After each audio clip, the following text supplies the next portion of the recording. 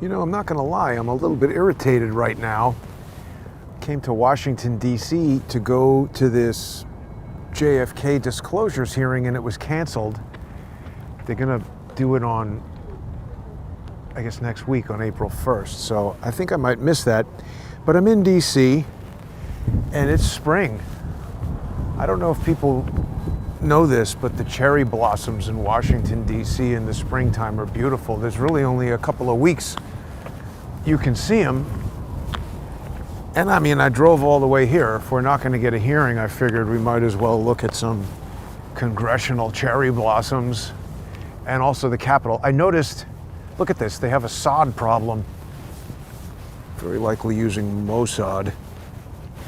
But this is a wreck. This is crazy. Why don't they just fix that? You know, they say this is the greatest country in the world. I would hope they'd have landscaping service at the ready. This is sort of disgraceful.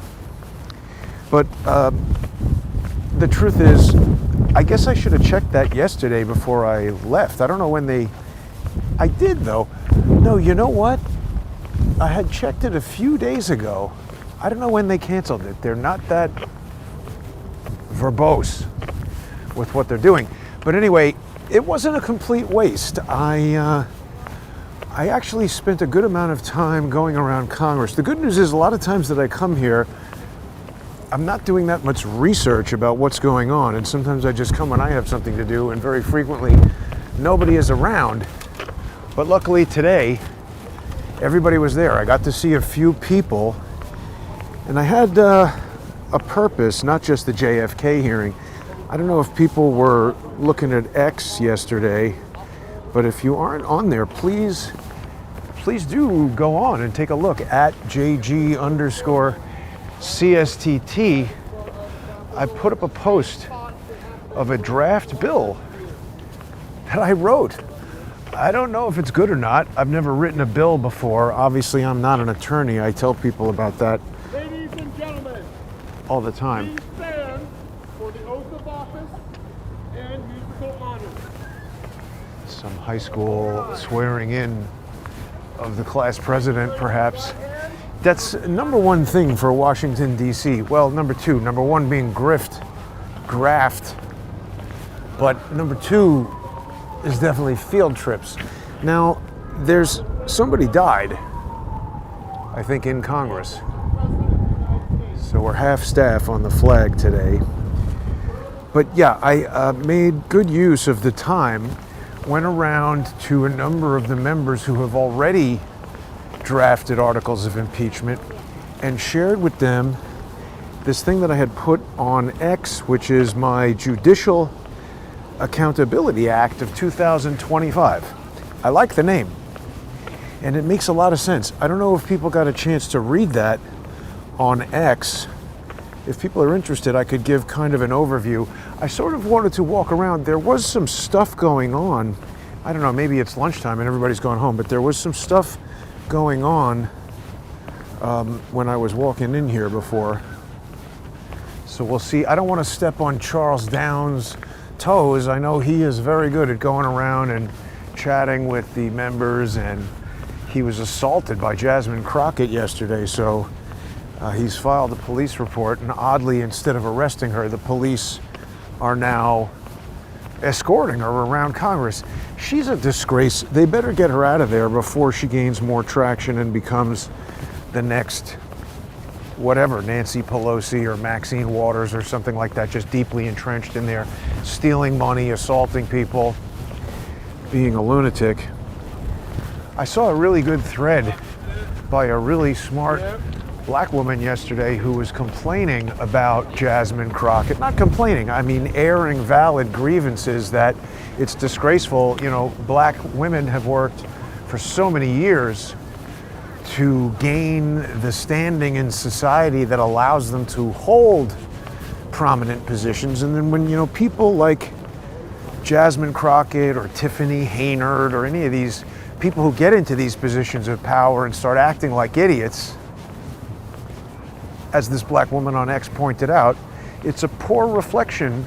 I mean, it's like when Shmuley or Dershowitz does something. I know people see that and think, oh, all Jews, this and that. it makes me cringe. I really dislike those guys.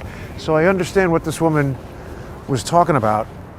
Jasmine Crockett should be more sensitive to that. She's a terrible role model. You know, young girls see her and are like, oh, I'm gonna become a big fat ghetto trash bitch and go to Congress and start assaulting people and try to break their phones and attack them and stuff like that. I'm kind of going the wrong way here a little bit. Everywhere you go in DC, it's quite easy to get lost. But anyway, back to the Judicial Accountability Act.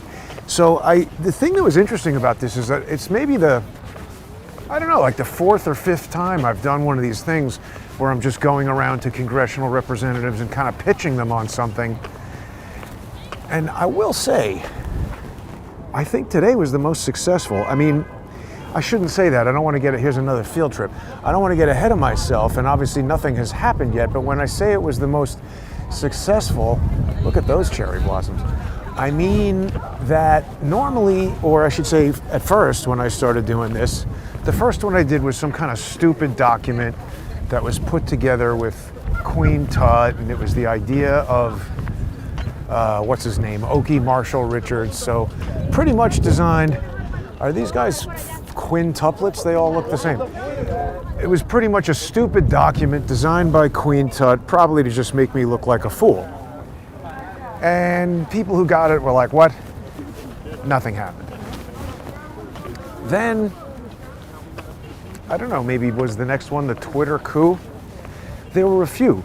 But with the Twitter coup, that was getting some more traction. I mean, again, nothing happened, but I gave it to Matt Gaetz, and at one point I was back in his office, and he told the people in his office to read it. So, I mean, that's at least expressing interest, better than just sticking the thing in the trash, which seems to be what happened with the first one. And then now what happened was, see, also the other thing is you don't really get to just like walk in there and talk to the representative. They have, you know, like college people working the desk whose job is to tell you to FO. And what's interesting is nobody told me to FO today. As I started explaining it, several, more than one, 2 or 3 of them said, wait here, I'm gonna go get the judicial assistant. Because they were like so intrigued by it, they realized it was potentially important. You see, it's windy and worth sharing. And they handed me tons of business cards, and this was more of a strategic handout than, you know, blanketing the place. I'm disappointed that I didn't get to see the hearing, but I don't know, what are they going to do with that hearing? I like it that they released the JFK files, but I don't know that anything will happen now. You know, Jefferson Morley has been doing a lot of interviews. He's a really big expert on JFK. He's written many books, and he's digging into the documents in a really interesting way. You know, Lee last week really sort of arrived at the conclusion that they didn't want to declassify the JFK files because Israel has nuclear weapons, and this would reveal that. So I disagree with that as a conclusion. And let me clarify. I believe that what he's saying is correct in that that was one of the reasons they didn't want to release it. But I think the real reason is this trove of documents is essentially the Rosetta Stone that shows you how the CIA operates, what they do. You know, they talk about sources and methods. This describes the methods. And protecting Mossad is one of their methods. Not because Jews did everything, but because Mossad is a tool of the CIA, and I believe that is laid out in the documents as well. You know, deals made with James Jesus Angleton and all kinds of stuff. So I think that's primarily the reason the United States protects Israel, because Israel, as I've said a million times, is a finger on the hand of the United States. And when we want to reach into the Middle East and make a mess, that's the finger we use. Here's what I'm talking about. What do we got here?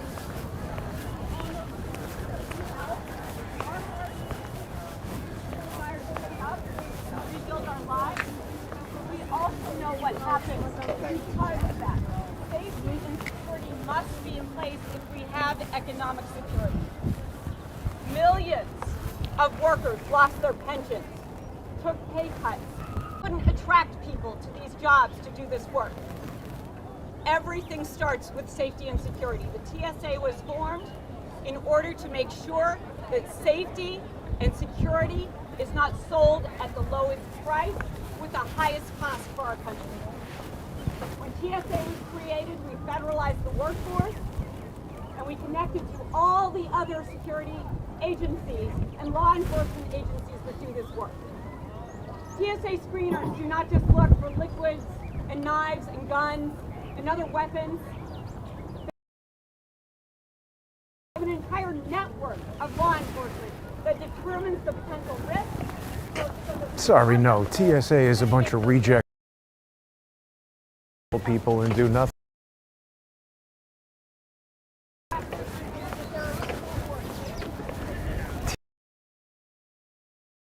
don't know what that's about. The union, that car has a Sienna and the Mercedes, maybe.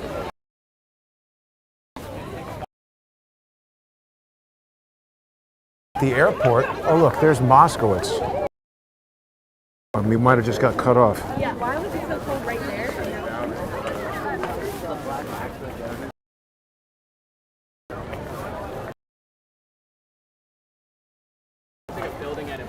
Mr. Mo, any of the evidence about on the roof of the Beaver County ES Detective Gian Vito's was manipulated by Photoshop, and if I were wrong, the police should present the photo and prove to hide it. Will you subpoena the Beaver County ESU and get the original photo from Detective Gian Vito's phone? Yeah. In jurisdiction of Grassley's in the Senate, right? I'm in committee? That committee's gone. I know that the police are No longer have the subpoena power. The committee is Why don't you He's the one who formed. Thanks.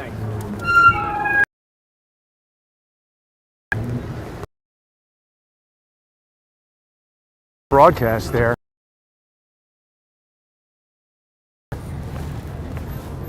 Did people lose it?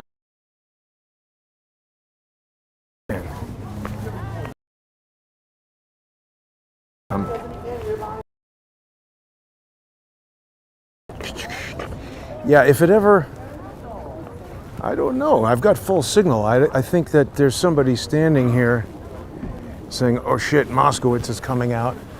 Somebody blast Jason with radio. I got full signal right here. And you're trying to tell me there's no signal right outside the U.S. Capitol building? Why did that die right there? Whatever, Moskowitz, you got asked. All right, so he handled that well. I mean, what's he going to say, right?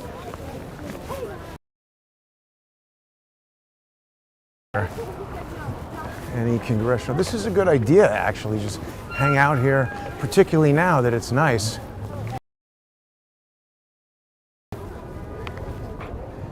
Yeah, TSA, terrible.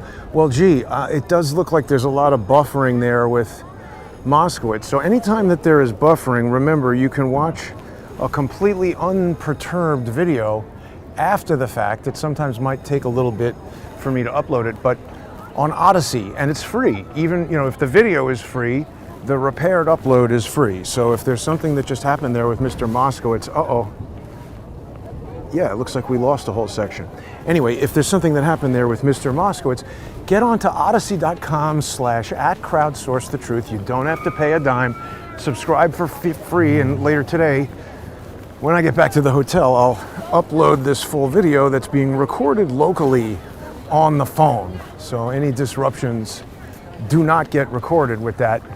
You guys are seeing it once it goes through the internets. So maybe Moskowitz was giving those guys a tour if it's like constituents from his district with a high school, maybe he takes them on a tour. That would be fun, actually. Help people understand what's going on in...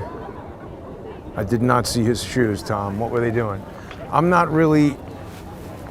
I had a little shirt emergency this morning, so I'm not exactly wearing what I planned. I'm not gonna... Although, yeah, he works here and probably lives in town. What's he doing wearing weird stuff?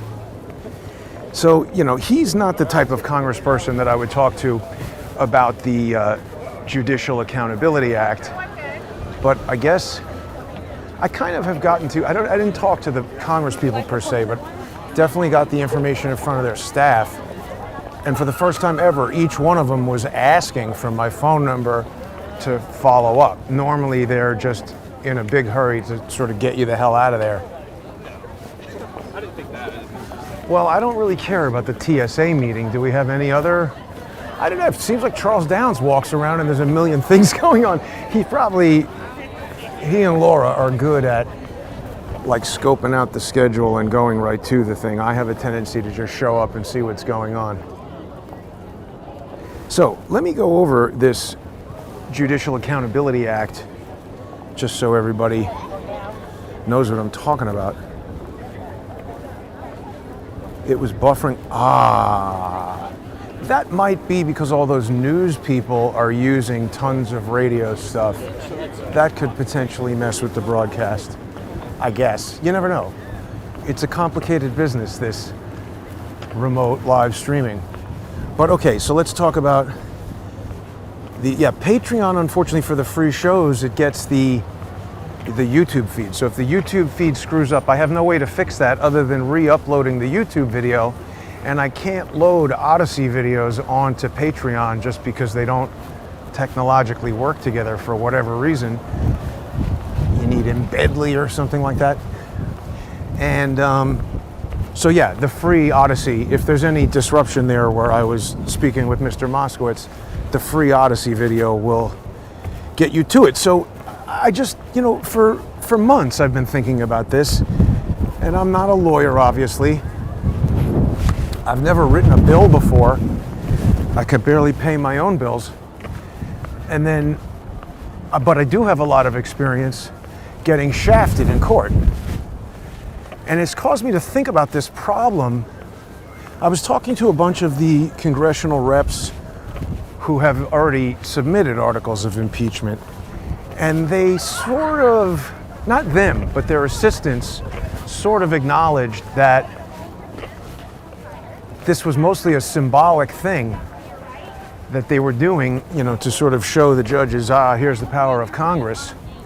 But I mean, I explained to them that it's just got very little chance, first of all, of working, and even if it does, what, are you gonna take 3 years to do these onesie, twosie eliminations of asshole judges? It's not gonna solve the problem. So I came up with what I feel like is the best solution that I can think of, and this is a draft proposal for the Judicial Accountability Act of 2025. It's a bill to establish a framework for the enforcement of Article 3's Good Behavior Clause to provide a mechanism for public oversight of the federal judiciary and for other purposes. So Article 3 establishes the courts, and it says that judges will serve on good behavior. But that good behavior is not really clearly defined in the Constitution, and of course I'm not a constitutional attorney, I'm not an attorney at all. So I can't really tell you what it means, but I am aware that there's a lot of stuff in the Constitution that is sort of unclear, and then they go back and they're like, well, you know, read the Federalist Papers and then the notes from the, you know, Continental Congress, and we can kind of know what they were talking about, and they go and interpret the Constitution. So I'm hopeful that this can be taken up by a member of Congress, become an actual bill, and then eventually a law.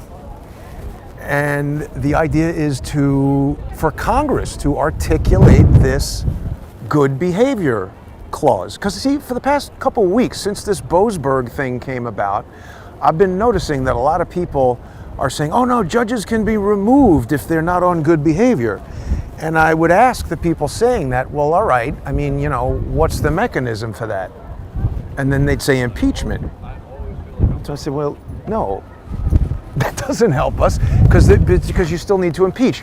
But as I was querying various artificial intelligences about this, the AI made the point that impeachment is described in Article 2, and this good behavior is only mentioned in Article 3.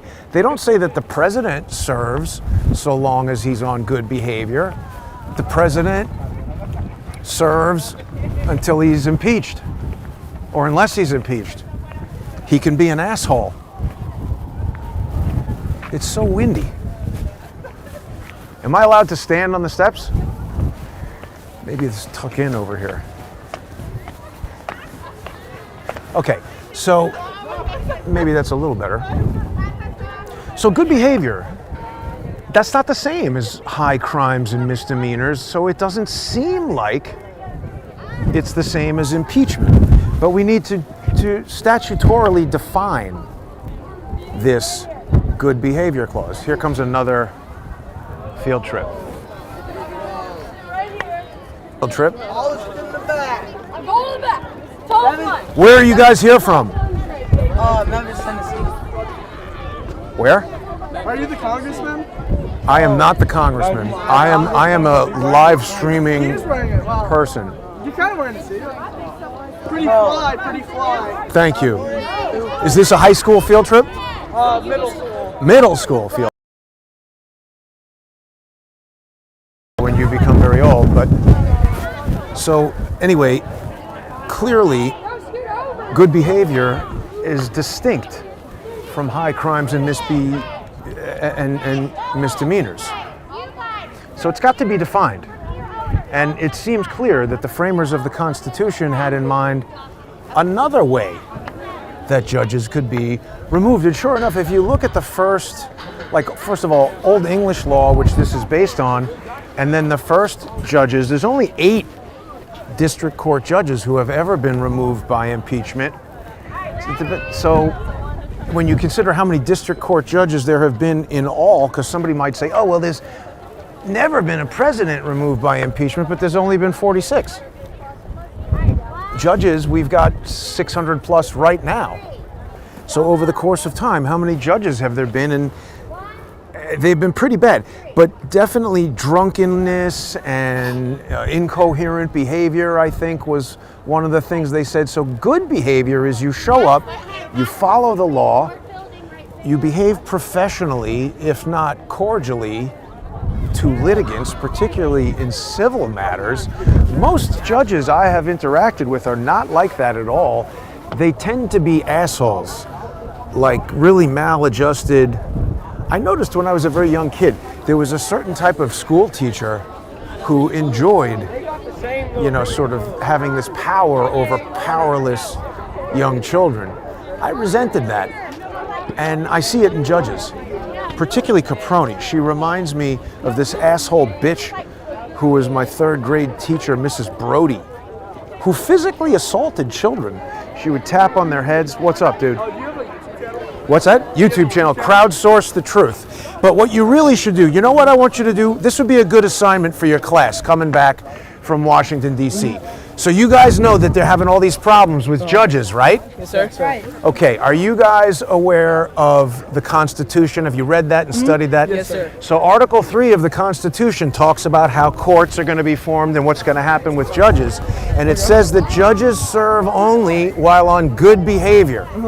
However, the judicial branch has fooled us all into thinking that the only way to get rid of a judge is through impeachment.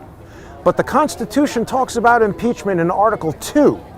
The good behavior clause is in Article 3. So they're clearly different, and they're for different branches of the government. So if you guys all go on to X, I don't know, are you allowed to do that?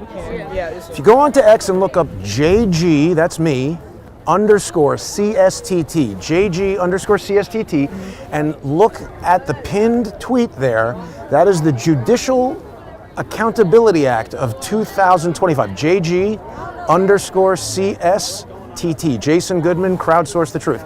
Look up that Judicial Accountability Act, show it to your teacher, and talk about it. It's a good topic for you guys to discuss in school. Thanks for coming over to talk to me, everybody. Enjoy Washington, D.C. Thank you. Have a good day, everybody. Oh, look at us. Wasn't that nice? So here we go. We got the middle school class enjoying their day out. And maybe now, look at, they're looking at it. I love that. Maybe young students will now. Is that the teacher? Hey guys, can you introduce me to your teacher? Who's the teacher? She's over here. Miss Lester. Miss Lester. Miss Lester, hi. My name is Jason Goodman. I was just speaking to your students about this that I've just written. It's a draft proposal for a bill called the Judicial Accountability Act of 2025, which is intended to define the Article 3 good behavior clause. Judges serve while on good behavior. But the judicial branch has fooled us all into thinking that they can only be removed by impeachment. Nor can our kids. Yeah, no camera. Well, you shouldn't come to Washington, Thank D.C. you, then. No. All right.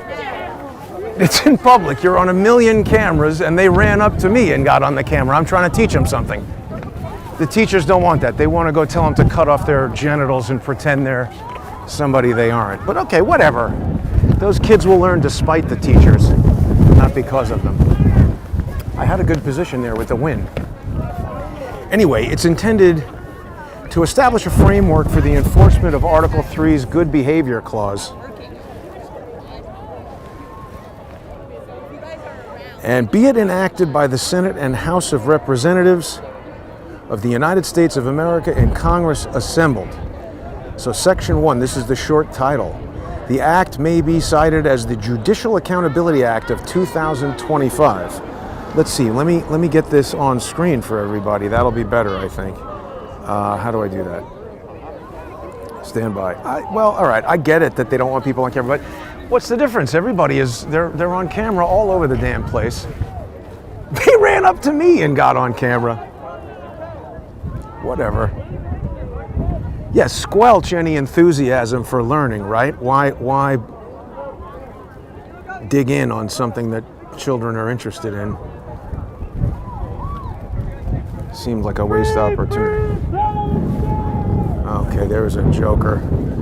Boy, this is difficult. Hang on one second here. Share screen. That's what we want. Okay. Start broadcast.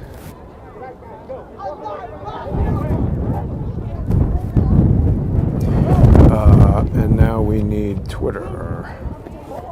This is a little bit flying without a net, but we'll try it.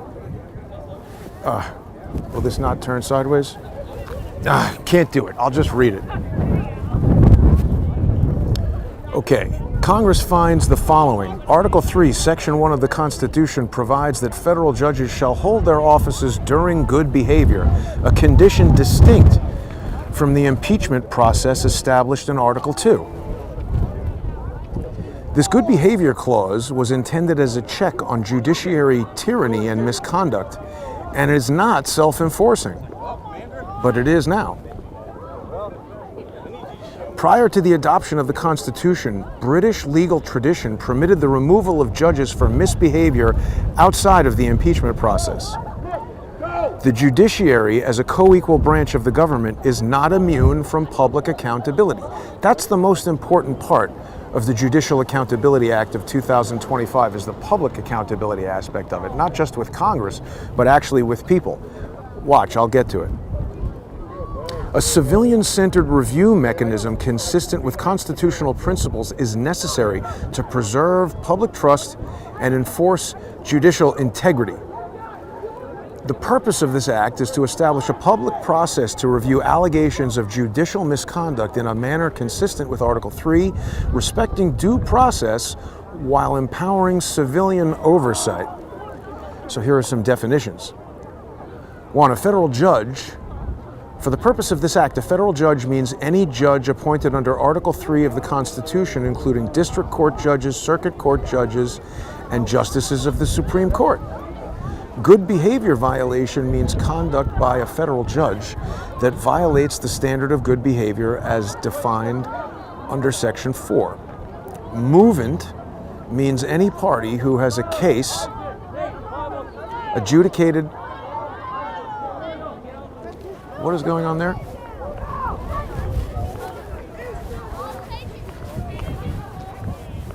we'll get back to the Judicial Accountability Act. I don't know, I thought it was a riot, but it's just people playing around. Movement means any party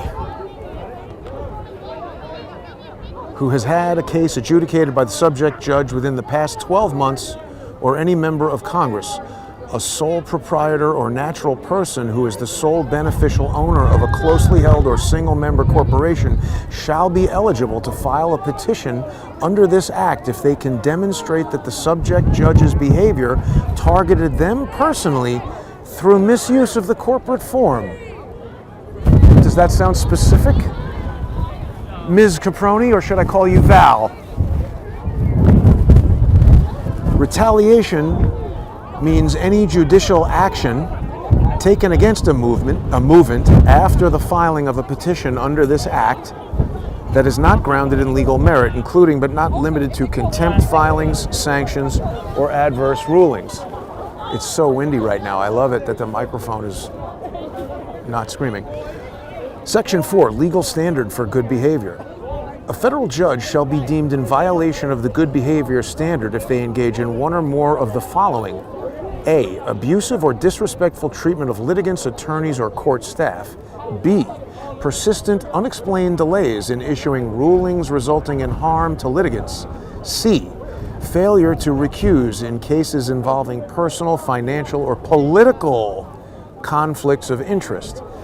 D, retaliatory conduct toward whistleblowers, journalists, or litigants.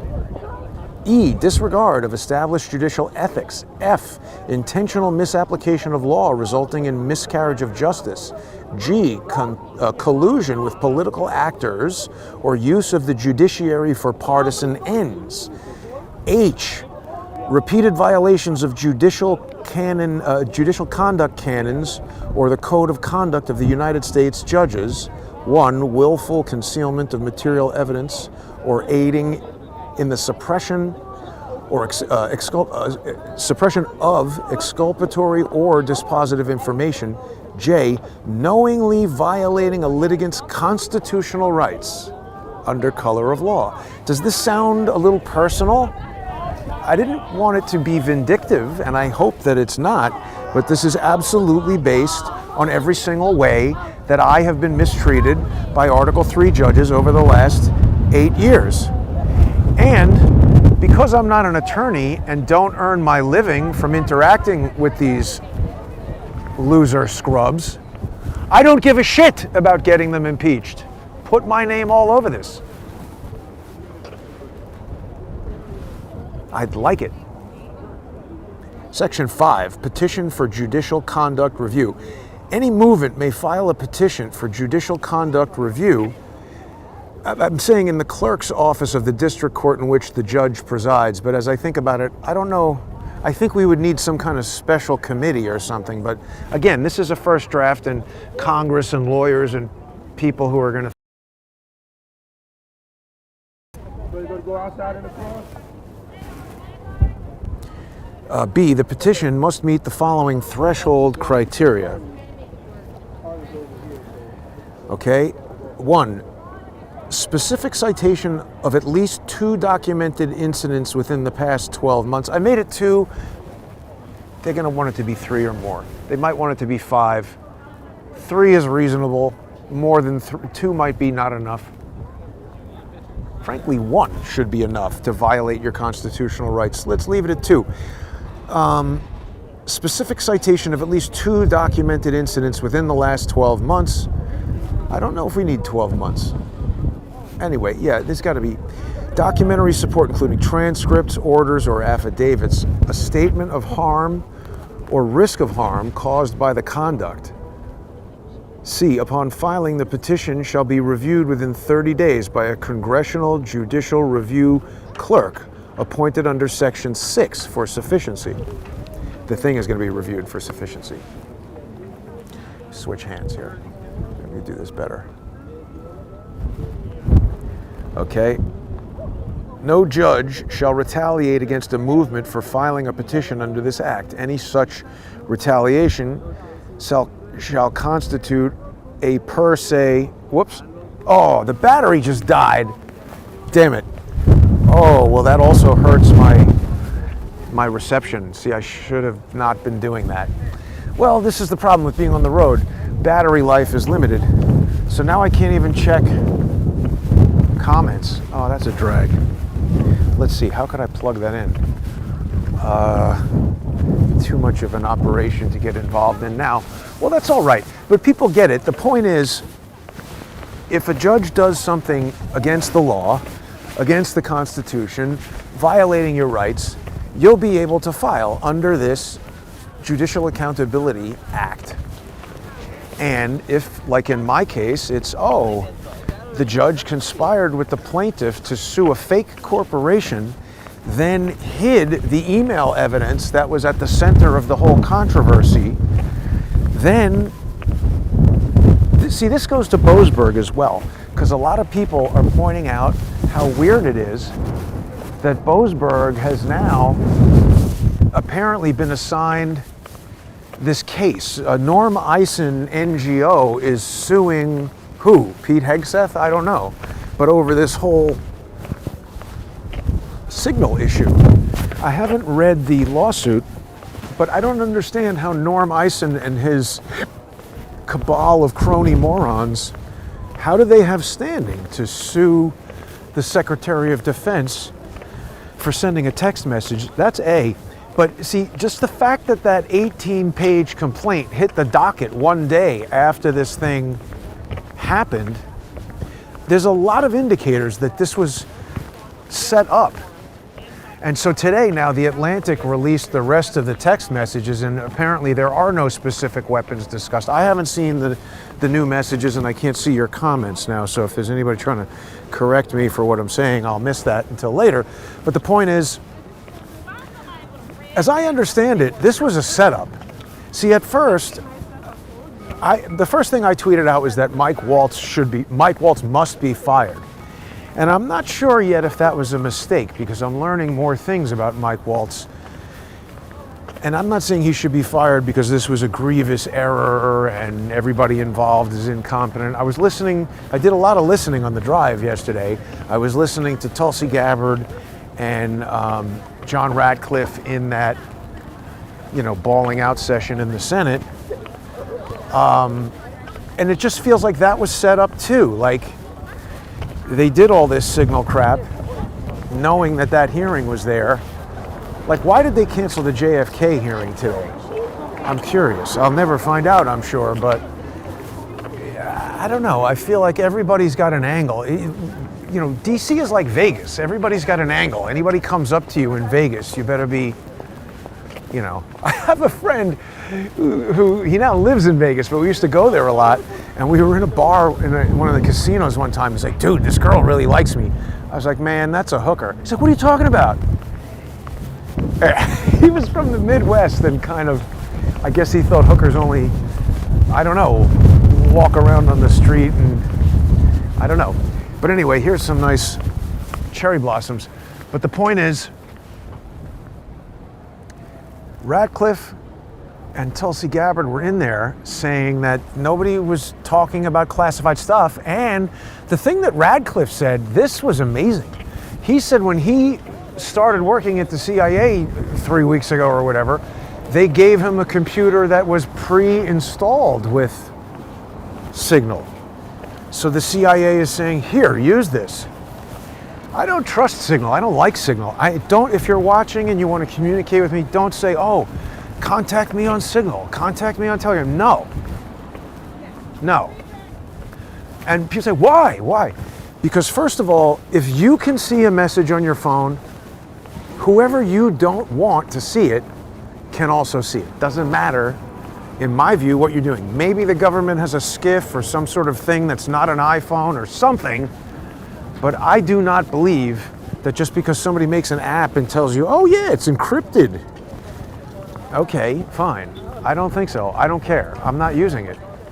It's just always seems... See, because the first inkling I had of this was with fucking Stupid George. Sorry, that's technical terminology. But he, when I first began working with him, this is what our judicial branch is like right now. Just a total wreck. encased in a scaffolding needing to be completely repaired. It's funny, when I was here in January, I don't remember this being up. Sorry for an unrelated question, but do you know how long this whole scaffolding has been here? Not that long, right? No.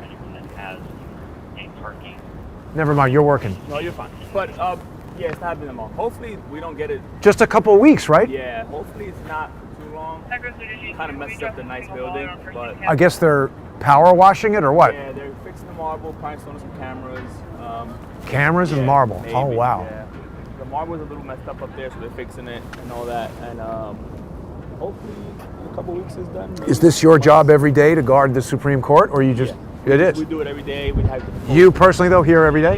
not on this, well, different posts each day. We rotate every half an hour. Yeah.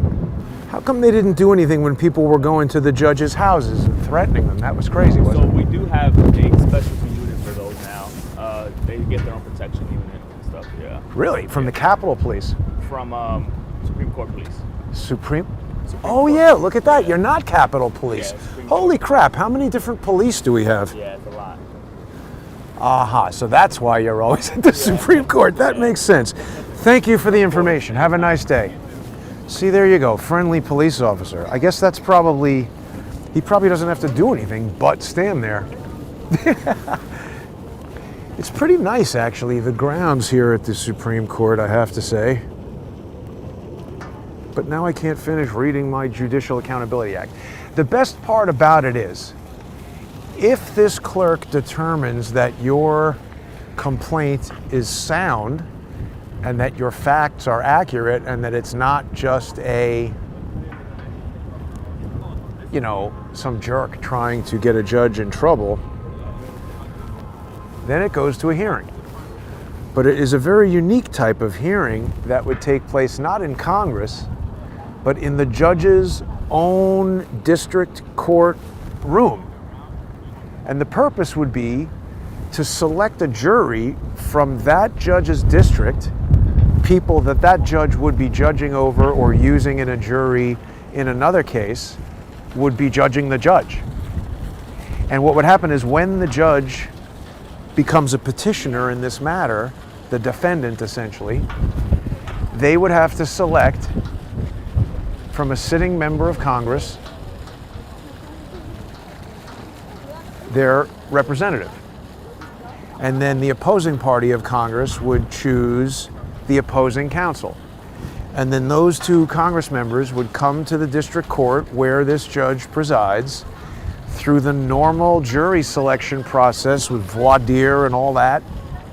These two lawyers would select the jury just like you would in any trial. Evidence would be presented, arguments would be presented, and the jury would decide. And if it's determined that the judge has violated the good behavior clause, they would be immediately removed. Are people allowed to go in? Oh, really?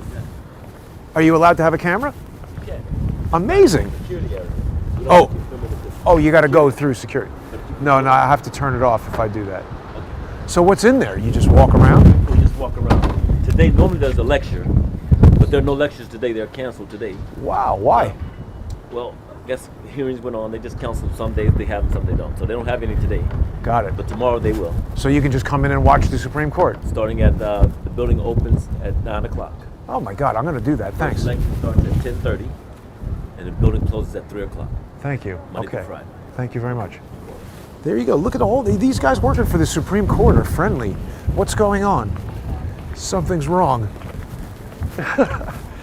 But see, the purpose is not to exact revenge on judges. It's checks and balances. Like right now, when you walk into court, the judge acts like, ha, fuck you.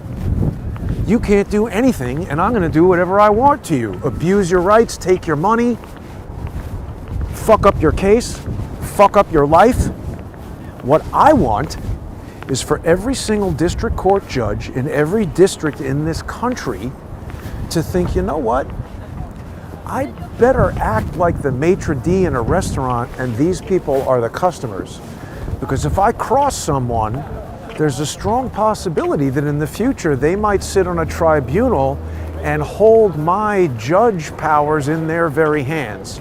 So even though I have the power to destroy people, I'm not going to use it vindictively. It's a check and balance against the tremendous power of an individual who is granted the authority to become a district court judge. For them to know that any 12 individual citizens could strip them of that power.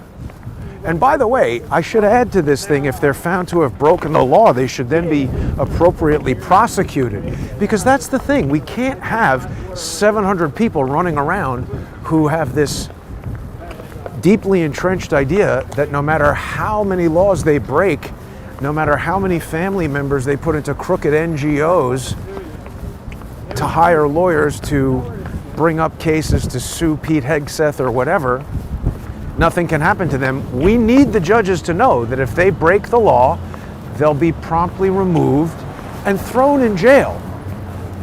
That's what we need. Because without that, we don't have justice. And without justice, we don't have a country. So this Boasberg thing, if it is true and correct, and I haven't had a chance to thoroughly check the news or the sources or all that, but if it is true and correct that Boasberg has been assigned to a case it wasn't brought by Crew, but it was one of these defending democracy or defending something, another one of these NGOs stood up by Norm Eisen with all of his usual idiots involved and bringing this lawsuit. So, that right there tells you that the Signal thing was a setup. And here's another important thing about the Signal piece. I was watching Laura Ingraham on YouTube, and she had Mike Waltz on there. So the first question about Waltz is, what exactly happened? He told Laura Ingraham, she asked him, how did this guy get added to the chat? And he said, well, Laura, sometimes when there's different ways you can add contacts to your phone, and when somebody sends you their contact, it just gets sucked in.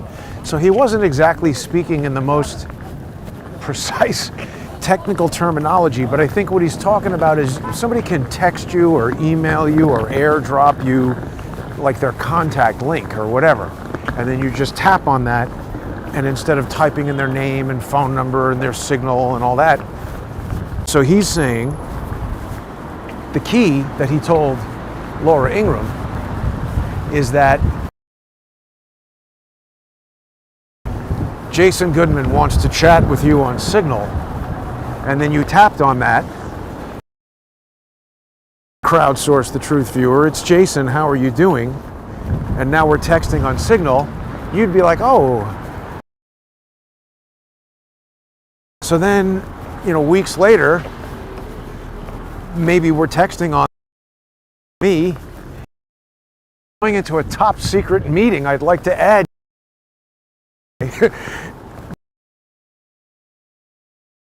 on there, and the contact, my contact tricked, unknown to your phone, is what happened.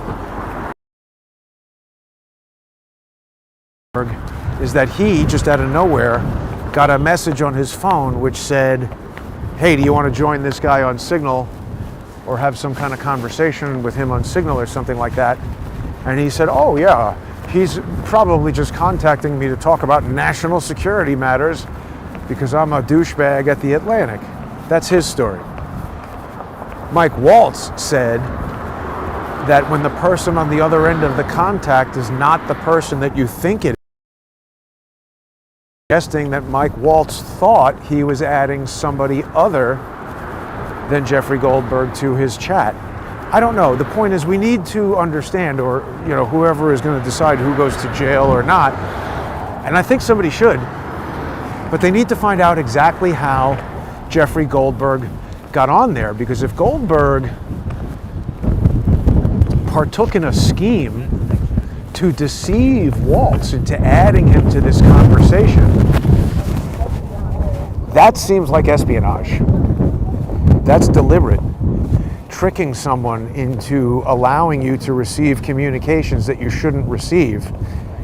And Radcliffe just established that Signal whatever, you don't think we should be talking about this stuff over Signal. The CIA says this is an end-to-end encrypted app and you guys can communicate over it. So it doesn't seem like any of the legitimate people did anything wrong. It seems like a scheme cooked up to benefit Jeffrey Goldberg and to harm Trump, because obviously we see what they're doing now. They're saying, oh, Hegseth has to resign or get fired, and then they would most probably put in some deep state swampy type person and do whatever it is that they want to do, or stop Trump from doing whatever he wants to do. This just reeks of setup. And you know what? Minutes after I said Mike Waltz should be fired, and my initial thought was he should be fired because he was careless, but now my thought is he involved in the scheme? Charles pointed out to me that this guy's wife, I forget her name, but she's some kind of like lefty lunatic, involved in all this stuff. And Charles raised the excellent point. It made me think of this old Chris Rock bit where he was talking about how, your marriage isn't going to work unless you share interests with your wife. He's like, if you're a marathon runner, your wife's got to be a marathon runner too. And if you're a crackhead, your wife's got to be a crackhead too. He's like, hey, I'm going to go for a run. You want to come? No, I'm going to smoke some crack. Okay, I'll see you later. And he's right. I've actually spoken to Crowdsource the Truth viewers who have had divorces over this type of disagreement. So if you're going to go work for Donald Trump and your wife hates Donald Trump, I don't know. Maybe that could work. I don't know anything about Mike Waltz. I'm not accusing him of anything, but this reeks of being a scheme. The lawsuit with the 18-page complaint came out right away. It was ready. And by the way, this is a lawfare alley-oop. Lawfare alley-oop? What the hell are you talking about, Jason? I'm talking about some kind of pre-planned stupidity like this, where there's some complicated, even when it's explained to you how it happened, it's like, what? That is so unlikely. How the hell could that happen? And what I'm talking about is, let's imagine the incredibly unlikely scenario that I randomly decide to make a thumbnail that parodies the Emmy statuette. And let's say you're George's asshole fucking brother, mentally ill bastard that he is, sitting at home constantly thinking all day, how can I fuck up Jason and destroy his business, ruin every opportunity for him for the next 10 years, strip him of money, wealth that would be accumulating by now, prevent him from being able to buy a house, do all these terrible things. That guy should go to jail. But he's thinking about it all the time, and he sees this Emmy thing and he's like, this is the perfect opportunity. I know that Adam Sharp is the president of the Emmys, and he would have standing to sue Jason. See, Swigert can't sue me for using somebody else's copyright. In the same way, how the hell can Norm sue anybody on that? Are they going to say, oh, because he's the Secretary of Defense, this put me at risk? I have to read that lawsuit, because you can't sue the president for stuff like that. It's considered a generalized grievance. If Pete Hegseth, walks up and punches you in the face, you can sue him as Pete Hegseth. But I just don't see how an individual, or even how do you get standing to sue the Secretary of Defense for something in his official act, even if it's a mistake or a bad thing? It doesn't make any sense. But that right there just shows that they had it set up. They had it set and waiting. And likewise, with the Emmys case, there's certain problems that come up, like how did the Emmys know to sue a fake corporation with the exact same name as the fake corporation that George's brother came up with? It seems like too much of a coincidence to be legitimate. And likewise, how did this thing, Defending Freedom or whatever it is, how did that have an 18-page complaint written in a day? So lawyers are out there saying, oh, I could write an 18-page complaint in a day. Bullshit. Bullshit. you know, just getting the money together and the people together and the team and having all the information or whatever, one day and it's filed. Somebody check that. Is there a single typo in the thing? I just don't believe it. That was prepared beforehand. They knew this was going to happen. That article was written. They've been working with this dude, Goldberg, I'm sure. And so now it's going to Boasberg. Well, why? Because that's going to be the leverage and the pressure that he's going to use against Trump. This is lawfare. Boasberg knows he is, if there is any way for a president to get a judge removed, this dude's going to be the guinea pig. And he knows that.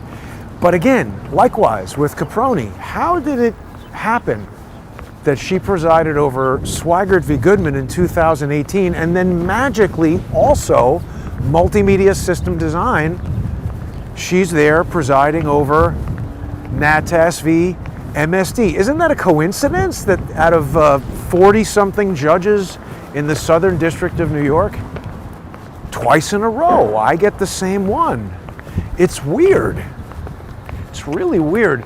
I wonder if any mathematical people could determine the odds of that happening completely randomly. And if it's not happening completely randomly, what's the logic? How does that serve justice for that same judge to preside over two totally unrelated cases that are only related to the extent that they're both lawfare and that they both emanated from George's asshole brother?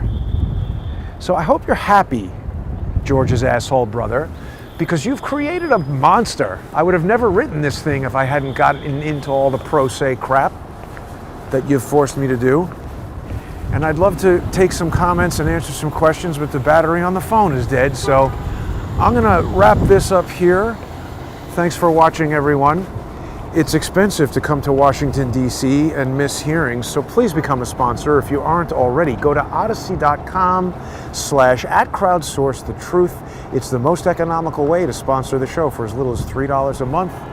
You're going to get access to all of the sponsor-exclusive content on there, even for free on odyssey.com/@crowdsourcethetruth. You're going to get access to the largest repository of Crowdsource the Truth information on the internet, so please go to Odyssey.